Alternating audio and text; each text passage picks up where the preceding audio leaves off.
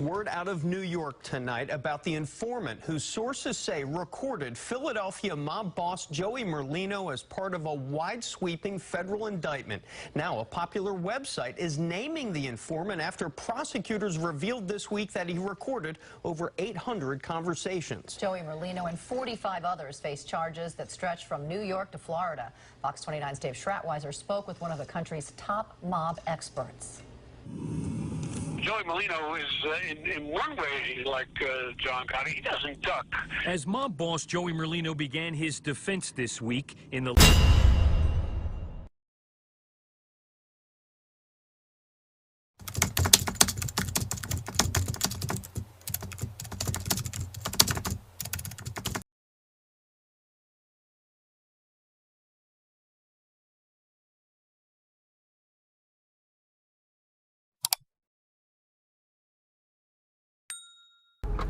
What's going on, family, and welcome back to another episode of Hip Hop Vault. Today we're going to be talking about the Philadelphia mob boss, Joey Merlino, and his operation and his upcoming as a Philadelphia mob boss. Joey Merlino ran Philadelphia for 94 to 99, I believe, until he got indicted.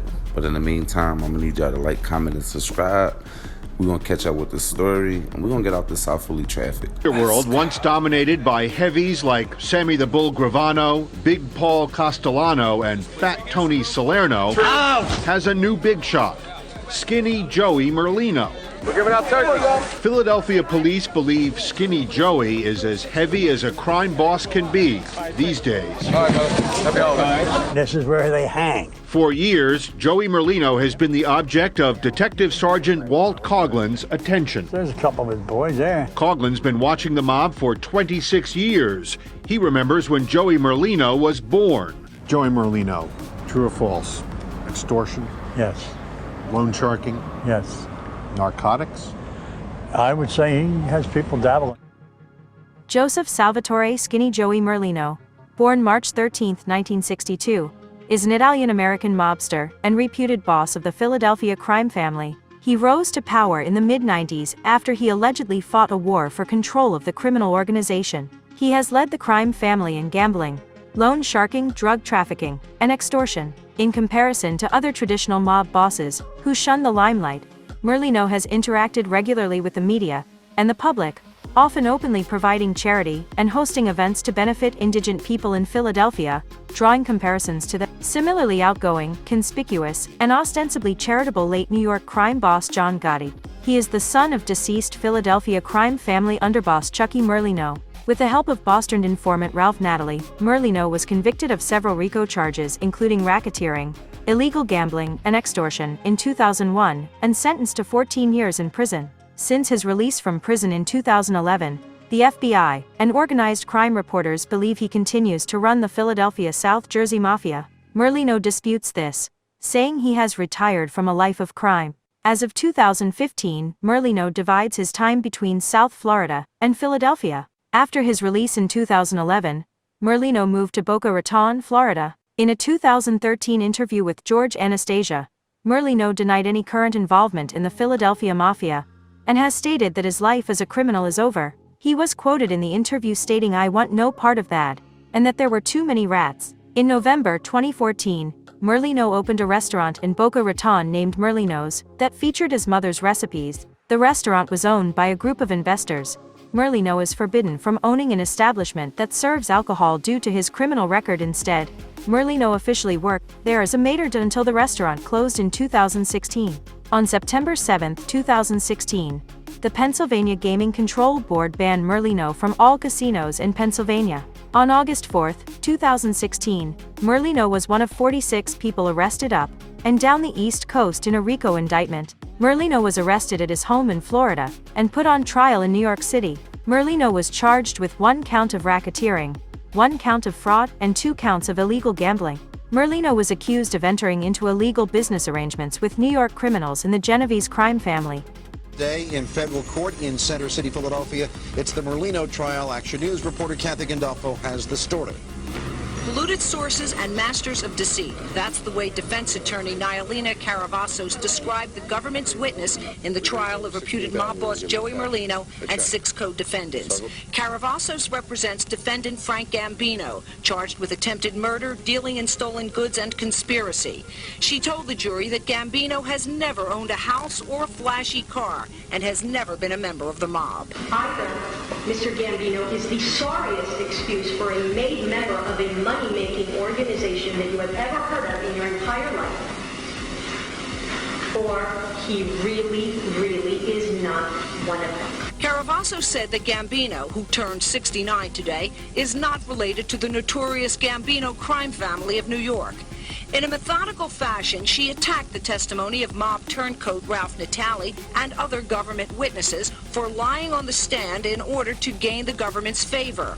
Of one witness, Fred Angelucci, Caravasso said, if they gave frequent flyer points for the amount of time spent traveling through the criminal justice system, he would hands down be the leader in number of points accumulated. I wanted the jury to realize that when you calculate the government's evidence, it just does not add up for Mr. Gambino. It doesn't add up to him committing any crime, and it doesn't add up to him being a part of this alleged La Cosa. The war going on in Philadelphia for control of organized crime. Today, the U.S. government tried to put a stop to it by indicting 24 alleged mobsters and hauling them in. Correspondent Richard Threlkeld has this Philadelphia takeover story. As takeover bids go, this is about as unfriendly as you can get. In the past year, there have been at least 9 shootings and 5 dead on the streets of South Philadelphia in the war for mastery of the local underworld. Everything was quiet until the Philadelphia godfather, Nicodemo Little Nicky Scarfo, was sent off to prison for 69 years. Ever since, there's been a blood feud between Scarfo's alleged successor, John Stanfa, and some so-called young Turks led by Joseph Skinny Joey Merlino, who was wounded in one of the shootings. Today, the government said enough. These indictments make clear that we can and will protect society from dangerous, sophisticated criminal organizations. A federal grand jury's indicted Stanfa and 23 others, and early today, FBI agents arrested most of them. They're charged with racketeering, conspiracy, and murder. The government's basing its case on evidence from mobsters turned stool pigeon. Mobsters certainly aren't what they used to be. The fact that people within the mob feel free to break their oath of silence, the fact that the bonds that tie them together are no longer honor and kinship and respect, but are power and greed.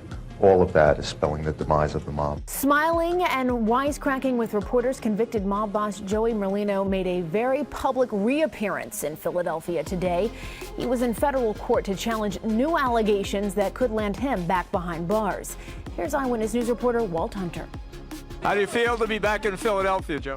I missed the Mummers Parade. Camera crews and reporters were waiting as convicted mob boss Joey Merlino made his first hometown appearance in 14 years, returning to answer charges in federal court that while living in Florida, after serving 12 years in prison for racketeering, he violated provisions of his supervised release. Grounds for the violation are his association with convicted felons and members and associates of organized crime. Merlino made it clear he didn't think much of the allegations or the prosecutor. The guy's mental. While prosecutors claim Merlino, seen here prior to his 1999 arrest, is still very much a mobster, he had these words when reporters asked if he thought prosecutors had a vendetta against him. What do you think?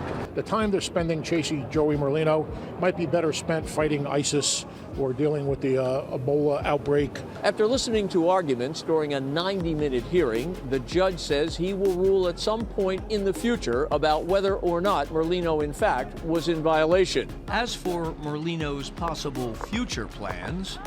Do you plan on opening a restaurant, Joe? No, not at all. No. I'm going to work at a restaurant.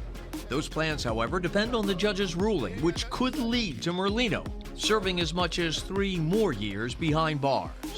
Joey Merlino was just back in Philadelphia for the first time in 12 years to attend his father's funeral. As Fox 29's Dave Stratweiser reports, Merlino may be a Florida resident, but he's still at home in Philly.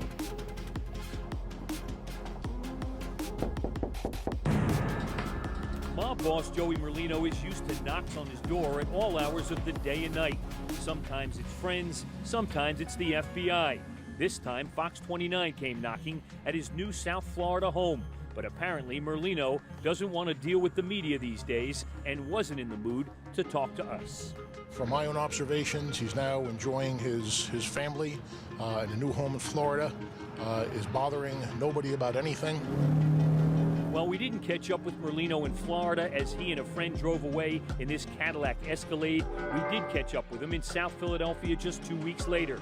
Merlino was in town for his father's funeral. Former mob underboss Salvatore Chuckie Merlino died in federal prison after more than 2 decades behind bars. Joey, right there. The funeral attracted Merlino's old mob running mates, minus the half dozen that are now on trial for racketeering downtown. While they came to pay their respects in South Philly, our cameras were rolling. Acting mob boss Steve Mazzone was there, holding court outside the funeral home. So was mob captain John Changlini, mob soldier Mike Lancelotti, and wise guy Anthony Nicodemo. South Philly is a tight, insular community. Everybody knows everybody. Hurricane Sandy's fury had delayed Merlino's father's funeral several days, leaving the mob boss in town for more than a week. Sources say Merlino's first trip back to Philly in more than 12 years was a productive one. He got to spend plenty of time with the local wise guys, even though he's still on probation from his racketeering conviction. So he's been around, but it was all uneventful, absolutely uneventful. While Merlino may have been reminiscing with his old mob pals under the watchful eye of the feds, insiders say current mob business was more than likely discussed during his stay. His lawyer says that's nonsense. I hear that he was running the mob from prison. I hear that Ralph Natal really wasn't.